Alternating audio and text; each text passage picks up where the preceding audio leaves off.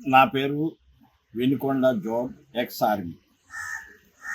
ఈ ఆపరేషన్ సింధూర్ గురించి చెప్పాలంటే మేము ఇటువంటి ఆపరేషన్లు కనీసం 10-15 చేశాం సర్వీసులో ఉన్నప్పుడు. 76 నుండి 96 వరకు చాలా ఆపరేషన్లు మేము చేశాము, పకడ్బందీగా చేశాము.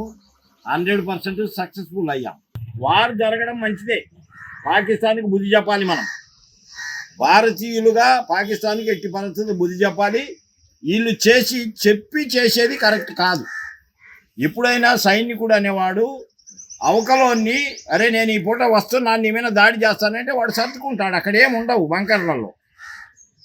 ఎప్పుడైనా చెప్పకుండా రాత్రి 12-1 గంట సంధి స్ట్రైక్ జరిగితే, అటాక్ జరిగితే శత్రువు అనేవాడు ఒక్కడు కూడా మిగలకుండా చనిపోవాలి. అది ఈ లక్ష్యం. మీరు వారం నుండి 10 రోజుల నుండి ప్లాన్ వేసుకొని ఇదిగో చేస్తున్నాం అదిగో చేస్తున్నామని ఎప్పుడైతే మీరు అంటారో అవకల వాళ్ళు శిబిరాలను వదిలి పారిపోతారు. ఉండరు శిబిరాలలో, కేవలము వాళ్ళ ఏదో ఆకారానికి ఎవరినో నిలబెట్టేసి అక్కడి నుండి వెళ్ళిపోతారు. అది కరెక్ట్ కాదు. నువ్వు చేసావు, కరెక్ట్గా ఉంది.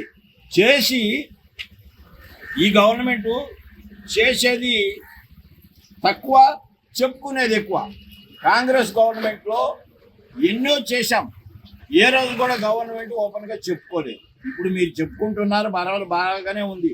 దాని మీద ఎవరికి ఆక్షేపణ లేదు. ఇవాళ మేము రిటైర్డ్ అయినా ఇప్పుడు మమ్మల్ని పిలిచినా మేము భారతదేశం కోసం, మన దేశం కోసం మేము యుద్ధం చేయడానికి కూడా రెడీగా ఉన్నాం. అది మాత్రం గ్యారంటీ. మాజీ సైనికులు ఎంతమంది ఉన్నారో ఇవాళ 60 ఏళ్ళు రాని 70 ఏళ్ళు రాని మేము ఖచ్చితంగా వచ్చి గవర్నమెంట్కు సపోర్ట్ ఇవ్వడానికి మేము సిద్ధం. కాకపోతే మీరు చేసే పద్ధతి కరెక్ట్ కాదు. చెప్పేవుడు ఒకరిని చంపడానికి వెళ్ళేటప్పుడు చెప్పేవుడు బాడు. రెండోది ఏంటంటే శత్రువు మిగిలారనుకో అవశేషం మనకు చాలా నష్టం జరుగుద్ది. వాళ్ళల్లో ఒక్కడు మిగిలిన మనం కూడా అట్టగే శత్రువులు మన వాళ్ళని కూడా వాళ్ళు అట్టగే చేస్తారు.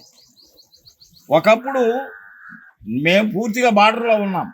బార్డర్లో ఉన్నప్పుడు మా మీద 2 సార్లు అటాక్ జరిగింది. కానీ వచ్చిన వాళ్ళలో ఒక్కడు మిగలకుండా చంపేశాం. అట్లాగే ఇప్పుడు మీరు చేసే ఈ వారు ఎంతవరకు సమర్థిస్తారంటే భారతదేశంలో ప్రతి భారతీయుడు సమర్థిస్తాడు.